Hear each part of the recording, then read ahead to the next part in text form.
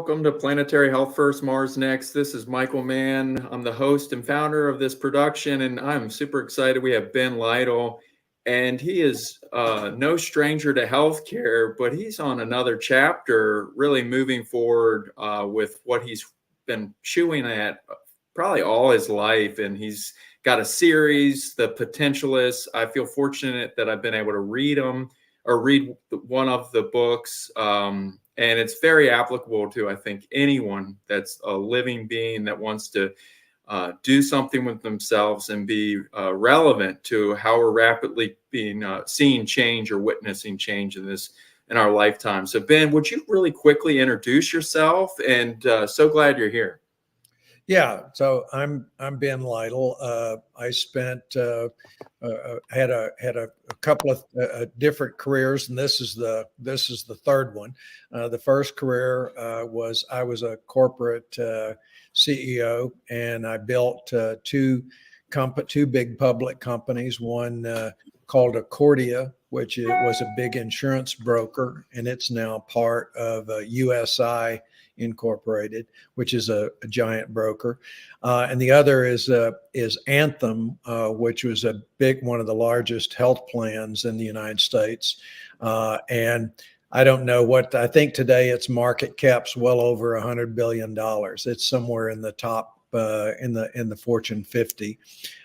So it did pretty well, and I left that career a number of years ago and went into to a second stage of my career, which was in business with my oldest son. And we built three companies together, very successful, one of which built a product with a household name. Many people know at least, called Silver Sneakers, which is the largest exercise program in the United States, somewhere around, I believe that's true, somewhere around 8 million or 9 million people that are eligible, and I think daily has visits somewhere in the 500,000 to 700,000. So most gyms now offer Silver Sneakers, and the average age of the participants are 78 years old. So it's a fabulous product, but it was way ahead of its time. Lady invented it, and we partnered with her to build it and take it nationwide. And then my son today is running a very successful company that he launched, and I was in the back room cheering him on, helping him get it there. But it's really his baby, and it's called Equality Health, and he's got about 1 million members in 5 states. And he does value-based healthcare in the Medicaid space. So anyway, that's what we did. And then the third career I really started was about 10 years ago. I've always been a futurist and have been my avocation has been human potential since I was 20 years old, and it really shaped my view of my leadership style, which was helping people discover how good they could be. And the same thing about the way I looked at companies or ideas. I'd look at them and say, what could we make of this? So I oriented that way. And then I've always been a futurist as well. So I got involved in really I always loved science fiction, and then became really an acolyte of a guy named Alvin Toffler, who wrote 3 seminal books on the future: Future Shock, The Third Wave, and another book in the 90s. And so anyway, about 10 years ago, I really started looking at what I could see coming in the future as a result of 5 forces of change that are converging. And most people don't realize it, but that's what creates an industrial revolution, is when changes converge, change accelerates, and the world turns upside down from where it had been before. And so I realized that my own family, as smart as they were, and they really didn't have the time in the midst of their careers to really study it. And so I decided I was going to write a white paper to help them be ready. And the white paper turned into 3 white papers. And in 3 white papers, I said, nobody will ever read this if I don't get it really professionally done. So I hired an editor to work with me. The editor said, this is really good stuff, Mr. Lytle. You really ought to publish it. Some people are writing books about the future, but nobody's saying, here's what you should do about it. And every change like this requires an adaptive response. And that's what we're talking about here. This change is coming whether you want anything. And it's going to be the greatest change in human history, and it's going to be faster than ever in the next 3 decades. And how are you going to adapt? Because you can't keep doing what you're doing. Mm-hmm. You just get scared and freeze. That's not going to be good. So that's what these books are all about. Here's what's coming. Here's the way I think I can make recommendations on how you should adapt to it. So you're also, I would imagine you're a futurist, but you're an optimist, right? Because it's really necessary, since it seems like you have a pragmatic approach, and that's sort of distilling these principles. It's principle driven, right? And some universal principles. I don't think, like, you're hearing a lot about Marcus Aurelius, the Meditations. Right. Maybe and you were into psychology and I guess philosophy too. So there's probably some interesting points that you're capturing across time and wisdom and lessons as well. Yeah, if you to really appreciate where you're going to be in the future, every good futurist is a historian. Mm-hmm. Because you have to look back and see the arc of human history, because we become absorbed with thinking we're the only ones who ever went through anything. Well, that's not true. Mm-hmm. Imagine it's 1760 and you're hand making gloves. Everything was handmade, custom made back there. And some guy walks up and says, have you seen what they're building down the street? He said, what's that? It's a factory. Mm-hmm. They're going to mass produce gloves and you're going to be out of business. Mm-hmm. And that's what we're looking at today. Yeah. So what is the problem right now? Tell us if you would, and I don't want to reduce it, but I want to try to make some cogent questions so I can, of course, everyone needs to read your series. You're still putting them out there, but what is the problem, or where should we start with So the thing is, you're going to be faced, human beings, every human being. Mm-hmm. Everybody, nobody's going to escape this anywhere in the world. All 8 million people are going to be forced to confront a new world. I think it has the potential, and I think I can prove it, that it has the potential to be a world much better by many factors than what it is today. But we have to do things right, and we have to adapt to it. If we freeze up in fear and simply resist or ignore and say, well, I'll figure it out when it gets here, that's not going to be very good, because you're going to have to face decisions like, it's a perfect example that your audience should be able to relate to. If I ask you, what makes you human? You know what it is? Because if you don't know what it is, then how can you make a decision of how tightly to integrate with automation? Because you will, as everything in your house becomes voice activated automation, your thermostat, your car, everything else. How will you know where to draw the line? Mm-hmm. And people right now are reacting in fear to artificial intelligence because they think it's the boogeyman. But that's because they haven't used it and they haven't tried to understand it. And it has the potential to free us from repetitive tasks, dangerous tasks, and tasks that exceed the limits of human ability, like to be able to recall things from 50 years across your life. That's the kind of things that we'll be able to do, but we have to, first of all, know we don't want to sacrifice our humanity, but to not know what we're sacrificing, we have to know what it is. Mm-hmm. And there are very distinct things that make us human that computers are never going to be able to do. And I want to underline never, mm-hmm. ever. And so if you understand that, you quit looking at the future with fear and you start saying, okay, I can see how this could work and how it could work for me. Most importantly, I know how to use it in a good way and not get trapped.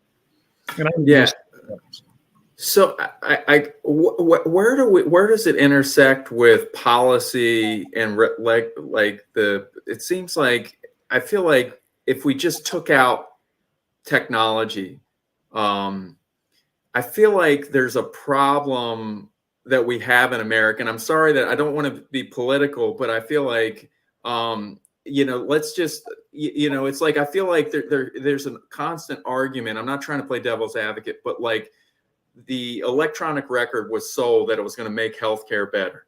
And now we're having AI being sold that it's going to make healthcare better.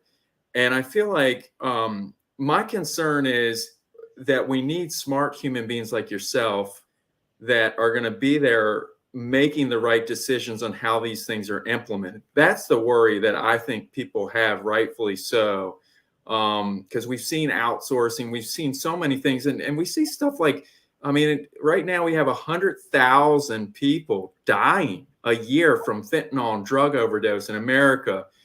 And so, and then I didn't even know, and I'm sorry, I'm getting to it. I love that you did silver sneakers. I was a social worker. That was the best thing I could do to any older adult. Sure. What you're taking is a problem of social isolation and whatever you call it, where you're not moving. Right. You want to make someone, it's not pills. It's not, it's just get out and socialize and connect with someone. So that was like but you actually created an aggregator. It was a technology enabled. Sure. Really. So anyway, I'll stop because this is about you and what you're doing, because I think you have some amazing points, but we got some serious problems irregardless. So I'll stop. Well, yeah. And don't get me, first of all, let's make sure in this conversation that your audience understands the change is not just technology. That's all you hear about. Mm-hmm. But there are 5 forces of change. Okay. And one of them is technology. And I'll just summarize that real quickly by saying everybody's focused on AI. There are 4 more major, just an example, there are 4 more other gigantic technological leaps coming, probably within the next 10 years rather than 30, but certainly within the next 20 years, that will make AI look like child's play in terms of how they will radically change our world. But that's just technology. Mm-hmm, mm-hmm, mm-hmm. We also have the first time in ever of declining populations. Mm-hmm. And so most everybody that's over 30 years old grew up on movies scaring us to death about overpopulation of the world. And that was all started by a guy named Joseph Malthus, who was a bit of a nutcase in the late 1890s, who said, we'll never grow enough food. Well, we can grow plenty of food, so that but the reality is birth rates have been declining for over 50 years worldwide, every culture, every society, virtually. To keep the world flat, you got to have 2.1 births per female to keep a population flat. There's not a single developed country in the world at 2.1, not one. The United States is at 1.7. Europe's at 1.5 as a whole.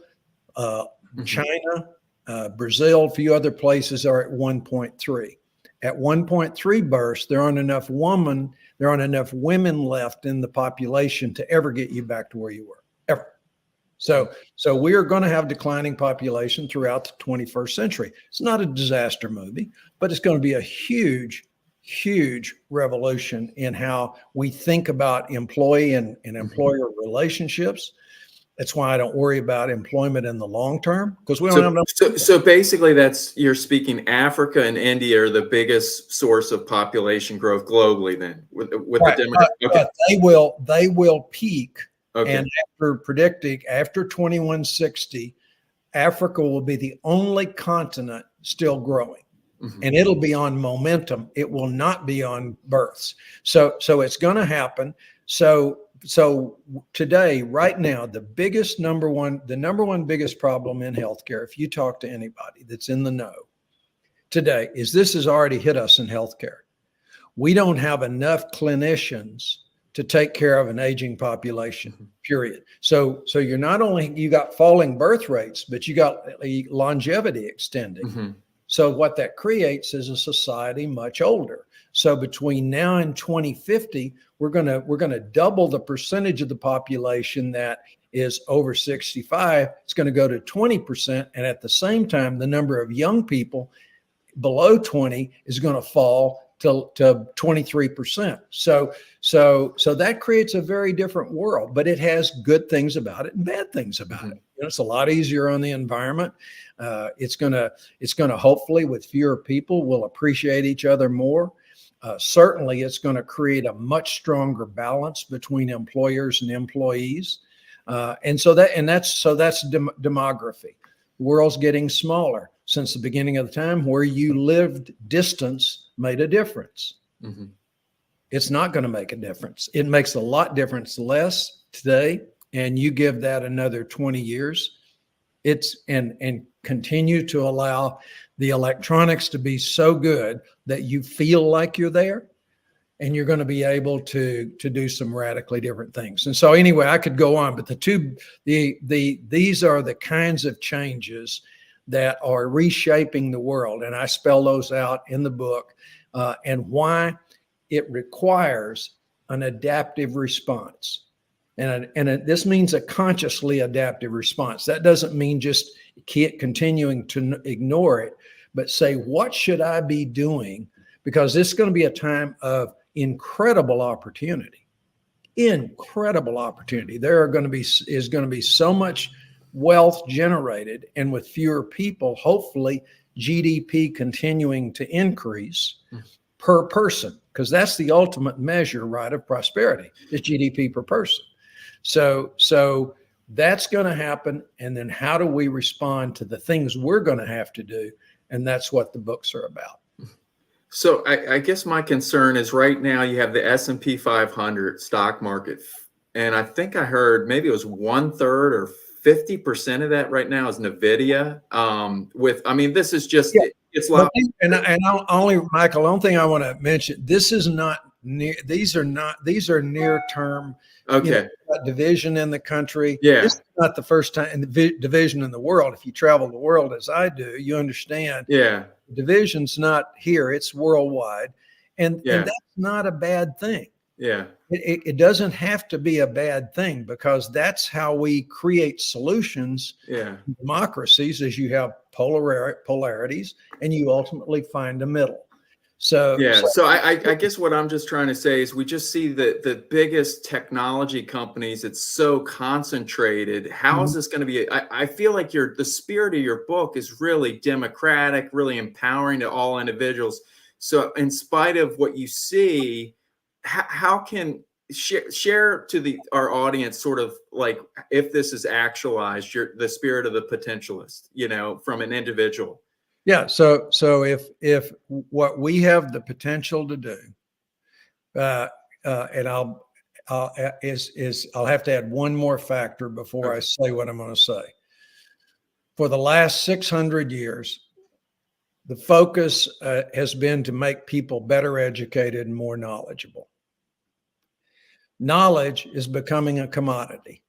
If you as I did, I watched taxi drivers and waiters, what they did when they had a spare moment. They're Googling stuff. Now that seems like small stuff, but that's information and knowledge that every person on the planet's got cell phones doing. Magnify that now as we get AI search engines and how much further that's going to take us. So information and knowledge, and that's what the cover of the first book is saying, is that information and knowledge becomes a commodity. What should be next for human beings?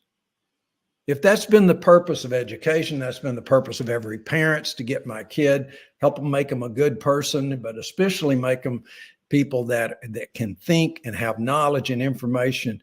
What should be the next leap for us? Creativity? No, kind of, sort of, because that's part of it. But let's try it a different way. If you could gift to your children wisdom. Wisdom. Okay. Because wisdom is the highest human achievement, and it can be taught.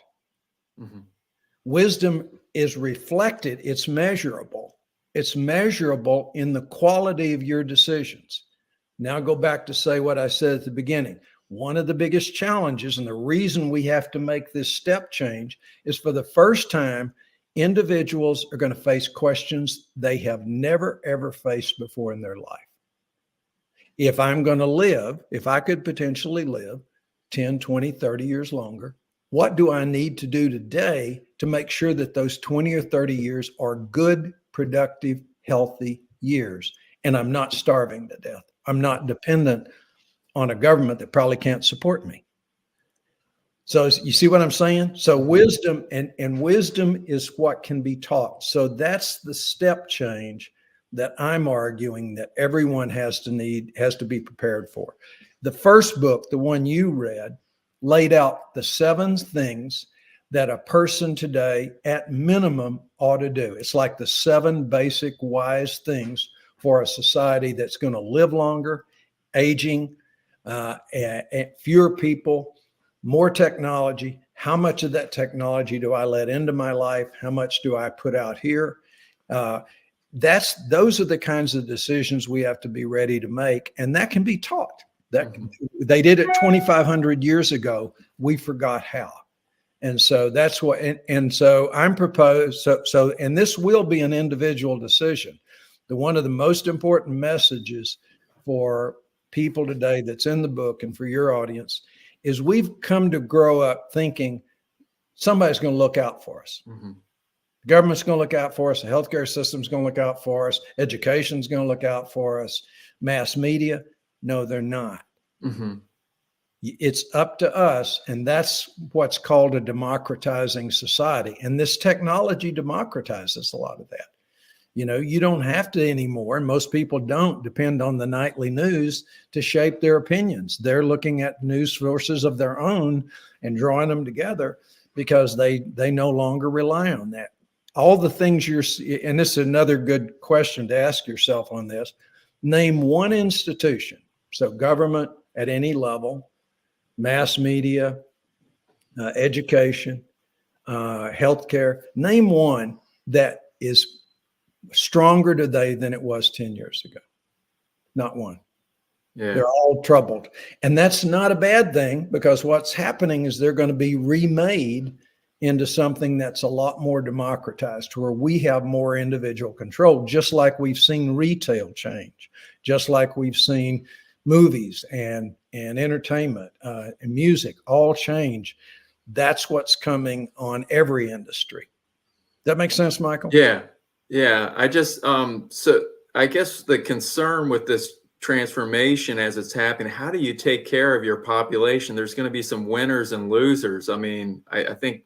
Yeah, that's we can wish ourselves beyond that, but we can't. We'll do a lot better job than we did in the 3 previous industrial revolutions, but it's not going to be. There's going to be short-term job losses and job gains. But again, it comes back to me being prepared.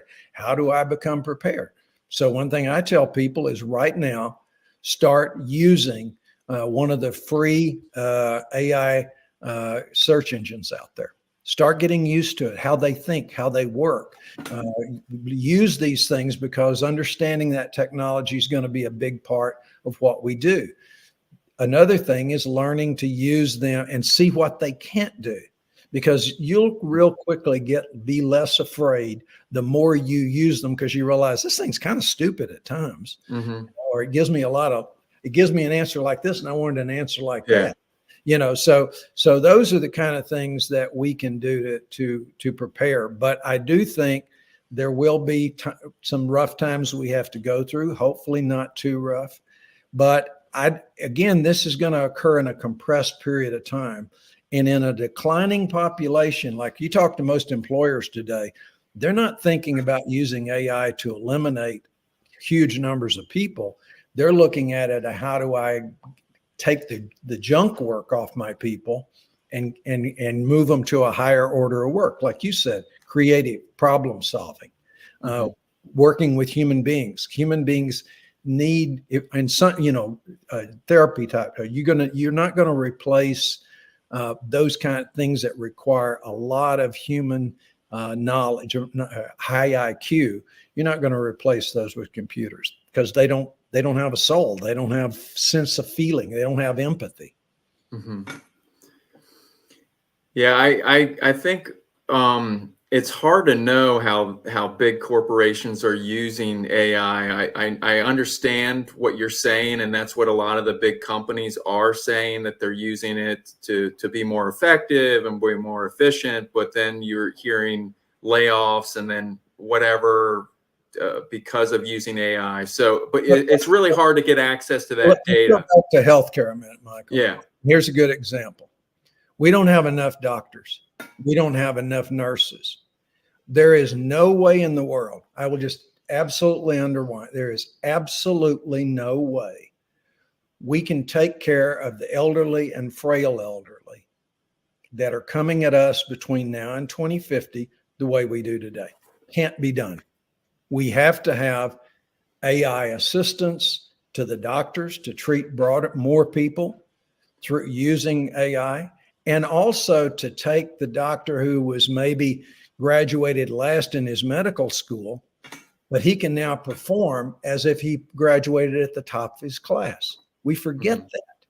And so, and also robotics for elderly, because and I'm not talking about robotics that will scare you to death. I'm talking about something that looks like the vacuum cleaner. Yeah. It can lift. Yeah, no, I totally get it, because my father's 91, he has dementia, and I have to help with showering. I get it. It's a functional robotic where it looks like a rollator. It helps with transitioning, and then it can be that's already happening, is from what I've heard in Japan. It's just because of here we're probably more.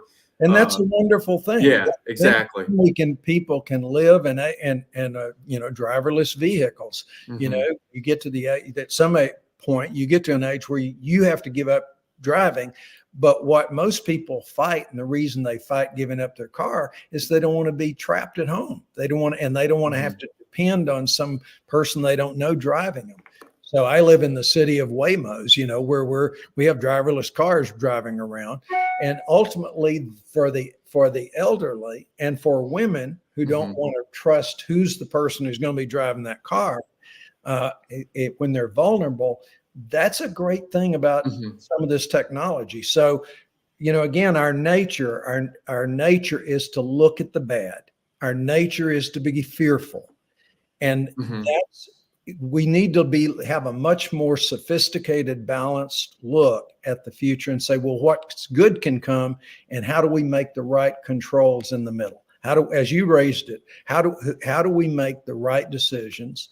I don't think you can make those in a centralized place, but I do think we can set, and standards are being developed for ethical AI. And that's a good thing. But as individuals, when we decided we're going to be part of this revolution, we use email, we use text. We have to understand it's ultimately up to us. Yeah. I think we're also right now at a time where our population, our society really is looking for leadership. I think we're devoid of real leadership. There's a magnified mistrust, because there's a lot of signaling of just not congruent of what reality is. People aren't ignorant, whether they're, maybe they don't have a college education, but, certain things that are out there, it's just not, so I am optimistic, but there is some problems with technology, and I can speak firsthand on I paid for the $20 chat GPT, but it was crap for what I use. When I said, hey, summarize this transcript of my podcast, it's making it up. They say it's hallucinating, but it's just making it up. I mean, I'm like, listen to this verbatim. Yeah. Those are one of the big sort out here is there's basically a division going on in AI between those that use the internet, because as long as you're using the internet, you're going to always get weird stuff, and those that are what's called a closed version. And in a closed version, I load into it only what I want. So I've got one, for example, of me that's my alter ego, but it only has my books and what I've told it, and it does only what I never go against the internet, because if I go against the internet, I don't know what I'm going to get. If I'm going against the internet, I'll go use something that's public available, like a Google, but I'm not going to take mine and open it up to the internet, because now I know what's in there and I can trust it. So the accuracy of mine is 99.5%.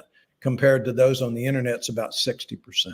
Is this ChatGPT? What are you using? No, Are you using? no, we have our own engine. It's a company that I invested in, and we have our own engine. See, that's the, I mean, so I'm just speaking with ChatGPT, the $20 version. I'm putting in a transcript of podcasts, and it's just coming up with it. It's almost like making it up as if it's never, even though I'm requesting it. So, I guess I like what you're doing is just fascinating. I totally agree with the technology where you can use those swim lanes, and I hope they're doing that in healthcare. But anyway. Well, I think that again, I'm predicting now, but I think that's where the only type that will work in healthcare.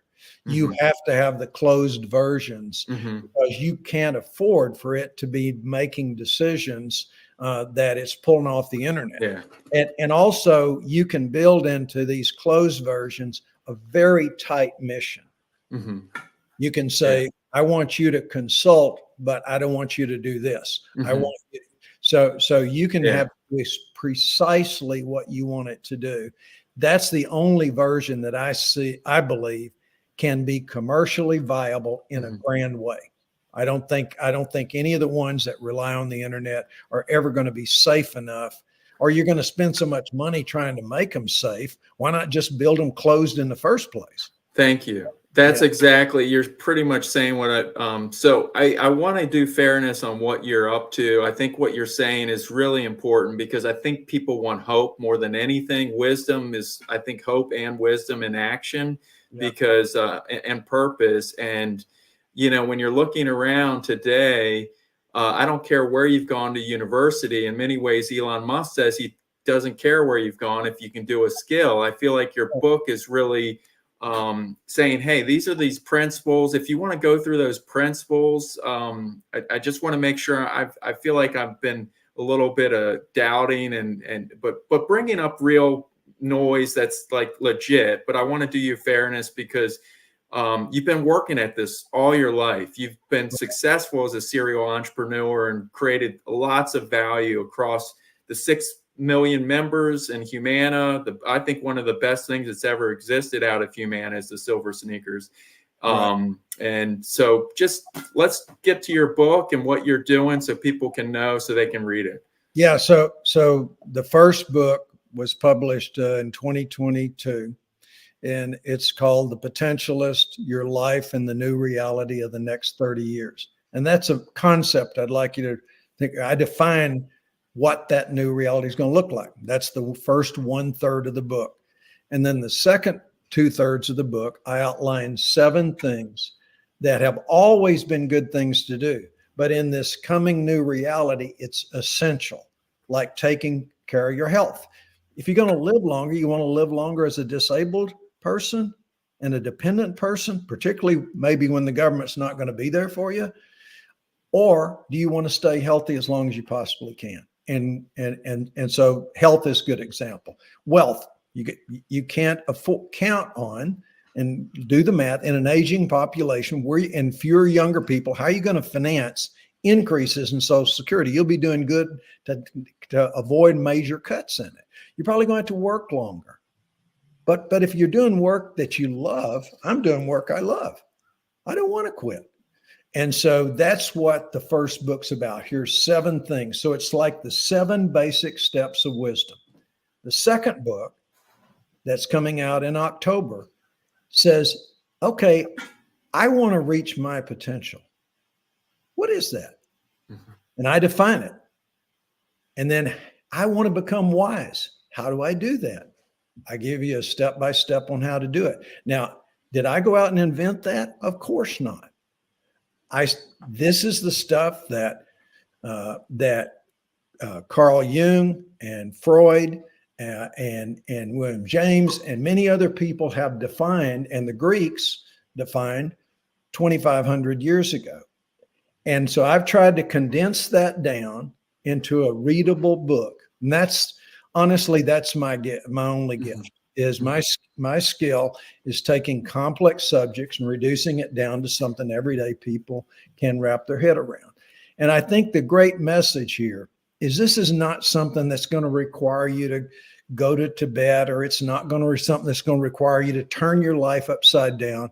In less than an hour a day, less time than you spend grooming, you can really change your life, because a lot of this stuff we already know how to do. We just don't do it for this purpose of being wise and developing wisdom. If you do those things, you'll suddenly figure it out. And that's what this book's about. It's so easy to read. I've had a lot of people read it before the manuscript just went to the printer. A lot of people have read it and they said, totally get it. This is something everybody can follow. And that includes several PhD psychologists and psychoanalysts who said, this is a great thing. It's something that I would recommend to my patients. That's my second book. And the third book says, if I reach my potential, how do I avoid not blowing it up?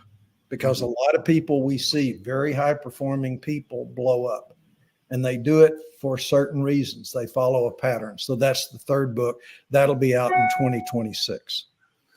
Is part of your purpose and passion, Ben, do you see yourself being involved with kind of in trying to get other leaders like yourself? Because obviously I feel like there's a give back. You're not just writing these books for yourself. I mean, do you see yourself? I really wrote it for the young. I really wrote it for the future generations. I've spent a lifetime. This is something that I was fascinated with. I've spent a lifetime studying it, and I said, okay, this is something that I would like to pass on to people, the next generation, so that this next 30 years doesn't have to be a bloodbath. I don't mean a literal bloodbath, but I mean, have all the struggles that the previous industrial revolutions did. That we'll still have them, but they can be softened. And it can be softened if we do our job, if we as individuals do it. And so I wrote it for people to be an every person's handbook. I can do this. I don't have to be set and wait for somebody to tell me what to do. I can proactively be successful in these coming 3 decades. That's what motivates me. You sure as heck, I'm investing in this. I don't make money. I spend money to get this message out. So this is my charitable gift, if you will, to future generations. It just seems like with what you're saying, it's so important to have more leaders like you discussing this and immobilizing the people and youth and younger leaders to invest back in America. There just needs to be more of what you're doing. I feel like we just don't have enough of that, and there needs to be 1,000 of you out there. Honestly, when I speak to audiences, the ask at the end is, get involved. Take this message. You can give this message as good as I can. Read these books, check my research out, add your own stuff to it, but start with your own family, your own kids, your own people you love, your own friends, your own coworkers, and get them to start looking, because we all get in conversations where everybody starts this downward spiral of fear, right? Stop it and say, whoa, folks, come on. Yeah. We've been here before. Human beings have been here before. We've faced worse things, but look at the opportunity here. What if everybody would have panicked and said, oh, we can't have that steam engine stuff. God knows what that's going to do to us. We would still be, walking around and using horses to get from one place to another. So this is what that is. And that pragmatic, and you're very right, it's pragmatic optimism. Can we blow it? Sure. But I have a greater belief in human beings than that. One of the things that I would, again, say to your audience, human beings have always underestimated the power of human beings. I love that. throughout history. Yeah. Once upon a time, people didn't believe that human beings could be trusted with ownership of land. So the kings and the church owned it all. And finally, you know, it broke down and people started on their own land. They did a darn good job with it, right? Why in the world would people want to read, for gosh sakes? I mean, we got pretty pictures inside the church and the priest to tell them what the Bible says. Why should they want to read? Well, turned out people did very good at reading and literacy spread. So that's what we have to break through again. When we say it is absolutely 100% possible for every person to reach their potential and become wise. 100% possible. Yeah, I love that. Well, this has been great. I really appreciate you coming on. You bet, Michael. And I hope it's been fun for you, and I hope your readers enjoy it. You go out and get the book, not because I'm going to make any money, because I'm not. I'm going to, but I want you to read it because I think it can help you, and it sure as heck not going to hurt you. That's for sure. No, absolutely. I think people resonate with. There's so many things that this book touches. You know, the wealth and health part. I mean, I think it's universal. If you don't have your health, and then your personal stories. I mean, really, for you, you made a choice at a certain point, or to live a balanced life with your family. I think people want a different approach, and not only did you opt to go a certain way and not move on when you started other businesses with a different thing in mind. And so I really appreciate your time today. And until next time, my friends. All right. Thank you.